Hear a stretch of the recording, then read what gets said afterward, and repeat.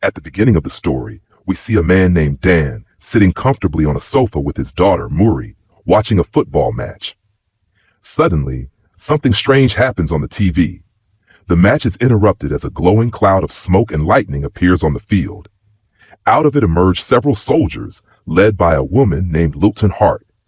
She informs everyone that they have come from the year 2051, the future. It is revealed that an alien species called the White Spikes has attacked Earth, and by 2051 has wiped out most of the human population.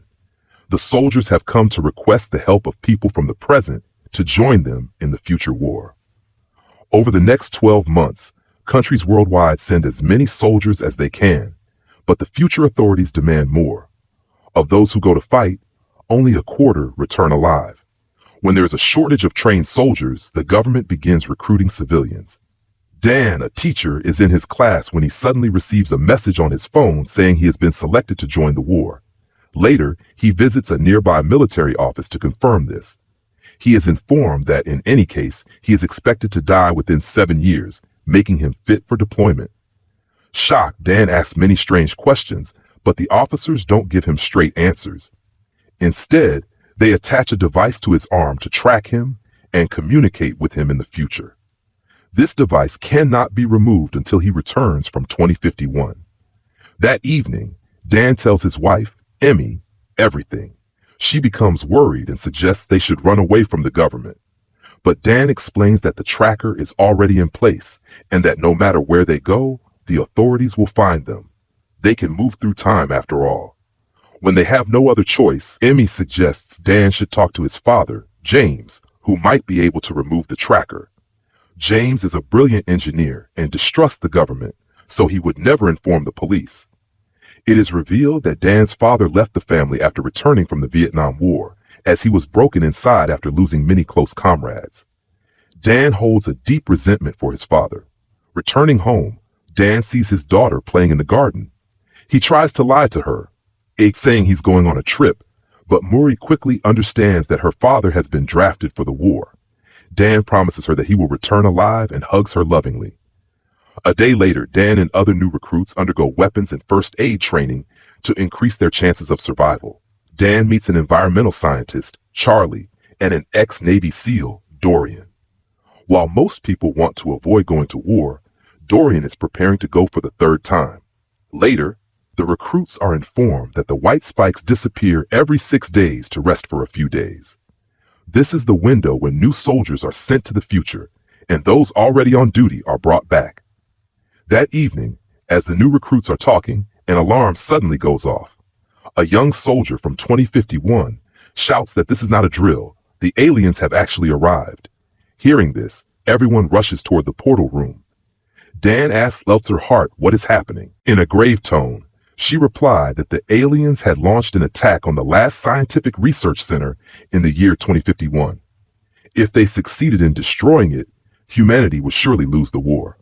A few minutes later, Dan and the others entered the portal room, and people began to be pulled into the portal one after another.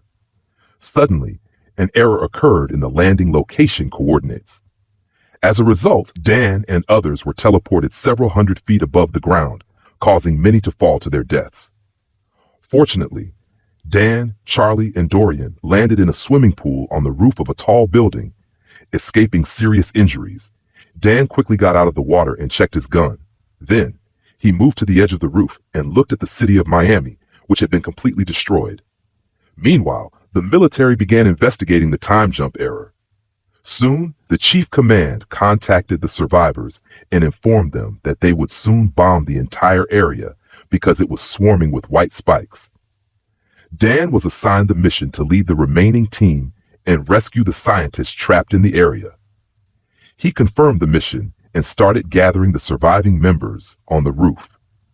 The group soon reached the building where the scientists were supposed to be. They cautiously entered, with the chief command warning them to stay alert because White Spikes could smell blood from afar. The team eventually found the scientists, but unfortunately, they were all dead.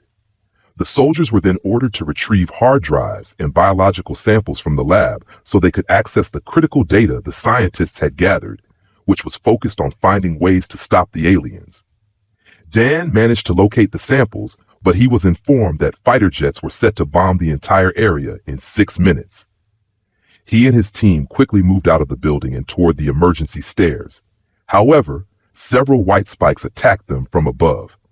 Dan tried to handle one of them alone, but Dorian came to help him.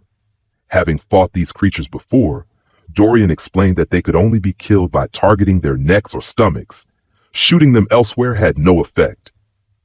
He sarcastically remarked how ridiculous it was that such vital information wasn't taught in their training, which caused many unnecessary deaths.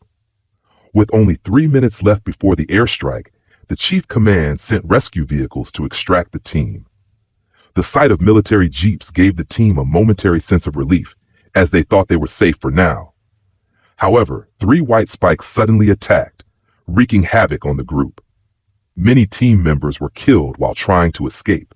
The airstrike began shortly after, leaving only 7 members alive, desperately trying to survive. 2 soldiers sacrificed themselves to hold off the white spikes, allowing the remaining 5 to escape just in time. The next day, Dan woke up at a military base with Charlie and soon met Dorian. They learned that only the 3 of them had survived. Dan asked Dorian about the white spike claw he wore around his neck. Dorian explained that he had been diagnosed with terminal cancer, with only 6 months left to live. He had learned this when he was first drafted into the war. Dorian kept returning to the battlefield because he preferred dying while fighting to save humanity rather than on a hospital bed. Shortly after, Dan was called to meet the head of the Chief Command. The head of the Chief Command called Dan in, and to his surprise and immense joy, he saw his daughter. His little girl, now all grown up, had become Colonel Murray Foster. She explained that there was a very special reason she had brought him here, and that there was a critical mission she needed his help to accomplish. However, she said she would reveal the details when the time was right. After this, they went to a military tent where Murray explained that they had developed a toxic serum, but so far, it only worked on male white spikes. Now she needed Dan's help to capture a female alien so they could create a toxin capable of killing both male and female white spikes. As they flew in a helicopter toward a white spike nest, Murray shared some background on the aliens. She explained that one day, these aliens suddenly appeared on Earth. They emerged from northern Russia and spread across the world, but no one ever found a spaceship crash site or any evidence of how they arrived. Changing the subject, Dan asked her what had happened to their family between 2022 and 2051. Murray avoided the question, saying it was better not to talk about it. Soon they arrived at the nest, where several soldiers were attempting to trap a female white spike in a cage. Everything seemed to be going according to plan until a group of male white spikes attacked to rescue the female. Dan, still in the helicopter, noticed a swarm of male white spikes heading toward the nest. He and Murray quickly descended, managing to secure the female in the cage just as the helicopter lifted off with it. However, the swarm of male white spikes reached the area, forcing Dan and Murray to escape in a military jeep. Using the jeep's mounted machine gun, they fought their way out and eventually reached a beach. Murray was furious with Dan because he had recklessly put his life at risk during the fight. She angrily admitted that her main goal was to keep Dan alive, no matter what. In her frustration, Murray revealed what had happened to their family over the years. She told Dan that after he returned from the war, he became deeply unhappy with life. He divorced his wife, Emmy, and chose to live alone. Then, on Murray's 16th birthday, she received a call that changed everything. Dan had died in a car accident. Hearing this shook Dan to his core. He couldn't believe that he had ended up just like his father, abandoning his family in the same way. After this emotional confrontation, they returned to the military base, where Murray immediately began working on creating the toxin. She had to run thousands of tests to finalize a formula capable of killing the female alien. Murray was determined to finish this as quickly as possible, as Dan only had 21 hours left before he had to return to his timeline. The next morning, Dan asked Murray how they planned to kill all the aliens, even if they managed to develop the toxin. Murray explained that Dan would need to return to his time and produce the toxin in massive quantities so they could destroy the aliens before the war even began. As they were discussing this, The computer signaled a 100% bond match, meaning the toxin for the female alien was ready. However, just as they celebrated this breakthrough, the female white spike awoke and began shrieking loudly. Within seconds, hordes of white spikes stormed the base. Dan and Muri grabbed their guns and sprinted toward the helipad, encountering numerous aliens along the way. Meanwhile, a voice over the speakers announced that the time jumpers had only 3 minutes left. Hearing this, Muri handed Dan the toxin and urged him to run, but just then, a massive white spike appeared in front of them. Before the monster could attack, the ground beneath them gave way due to the weight. As the alien and Muri began to fall, Dan jumped after them to save his daughter, but he was teleported back in midair. When he regained consciousness, he found himself back in 2022, still holding the vial of toxin. Dan explained everything to Colonel Hart, emphasizing the urgency of mass-producing the toxin and sending it to the future. However, Hart revealed that the time portal on the other side had been completely destroyed, making future travel impossible. Hearing this, Dan, disheartened, quietly returned home. When he reached home, the first thing he did was hug his young daughter tightly. That same night, he told his wife, Emmy, about everything that had happened in the future, including his conversations with Muri. He also mentioned that no one knew where the white spikes had come from since they had seemingly appeared out of nowhere in 2048.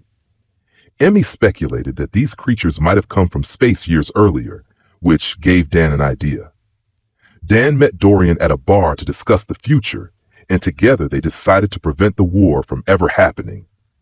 Using the white spike claw that Dorian had kept as a trophy, they approached Charlie, an environmental science expert. Upon analyzing the claw, Charlie discovered traces of volcanic ash from China on it, which shocked them both. White spikes were first seen in northern Russia, far from China. This discovery reminded Dan of one of his students, Martin, who was deeply passionate about volcanoes. Martin explained to them that a massive volcanic eruption had occurred over 1,000 years ago, and remnants from this eruption could still be found in the glaciers of northern Russia. This revelation made them realize that the white spikes must have arrived on Earth thousands of years ago and had been lying dormant under Russia's icy landscape. Thinking it through, they concluded that the white spikes had likely been awakened by melting ice caused by global warming. It couldn't be a coincidence that the ice would fully melt by 2048, the same year the white spikes launched their first attack. Armed with this knowledge, they approached the U.S. government for funding to carry out a mission to eliminate the white spikes before they awakened. However, the government refused, citing poor relations with Russia and the risk of worsening diplomatic tensions by flying a military plane into Russian territory. With no other options, Dan turned to his estranged father, James, who owned unregistered airplanes. James immediately agreed to join the mission. Colonel Hart also arrived, bringing freshly produced toxin injections that could eradicate the aliens completely. After hours of flying, they finally reached a remote area where all electronic devices stopped working. Using explosives, they created a hole in the ground and carefully descended into it. There, they discovered a frozen alien spacecraft. Cutting through the ice, they managed to enter the ship. Charlie and James stayed outside to ensure no creatures could escape. Meanwhile, Dan, Dorian, and the team explored the spacecraft and eventually reached the cockpit. Upon inspection, they realized the ship had crashed on Earth, suggesting the aliens had not intentionally come here. In another room, they discovered the actual white spikes sealed in biopods. It became clear that the white spikes had been bioengineered by a more advanced alien race, possibly as weapons. They had created these creatures intentionally, just as humans manipulate dog genes to create new breeds. Similarly, the aliens might have been using these white spikes to take over other planets. The team quickly began injecting the toxin into the pods. The moment it was injected, the white spikes writhed in pain, proving that the toxin was highly effective. However, the screams of the dying aliens awakened others who had not yet been injected. These aliens broke out of their pods and attacked the team. Dan and his team immediately started fighting the aliens, but some of them managed to escape. At this point, Dorian suggested that they had no choice but to blow up the entire spaceship. He joked about how such good ideas should have come to them earlier. It would have saved a lot of trouble. Unfortunately, before they could fully exit the ship, they were ambushed, and only Dan, Charlie, and James managed to escape before the bomb detonated. The explosion killed all the aliens outside the ship, but one female white spike with a red belly was still alive. It was critical to eliminate her because she could reproduce and give birth to more white spikes. To trap her, Dan built a snowman and dressed it in a jacket to make it look human. The plan worked, and the queen white spike fell for the trap. As she approached the snowman, Dan and James fired at her, driving her toward the edge of a cliff. They intended to push her off the cliff, but she was not that easy to defeat. The alien retaliated fiercely, causing Dan and James to become separated. The queen then threw a spike at Dan, but he grabbed the same spike and used it to attack her. At the same time, James struck her in the eye with an axe, blinding her. Enraged and flailing, the queen was vulnerable, and Dan took the opportunity to inject her leg with the toxin. However, the alien was clever. She severed her own leg, like a lizard dropping its tail, to prevent the toxin from spreading through her body. At that moment, James, injured and bleeding, raised his arm to let the queen catch his scent and lure her toward him. But Dan refused to let his father sacrifice himself.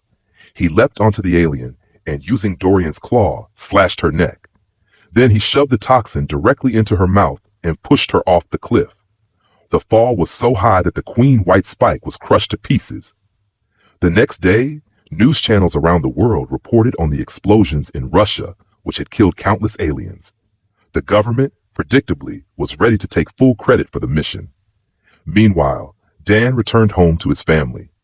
He reconciled with his father and decided to live happily, letting go of all past bitterness. If you enjoyed this video, don't forget to like it and subscribe to the channel. See you in the next video.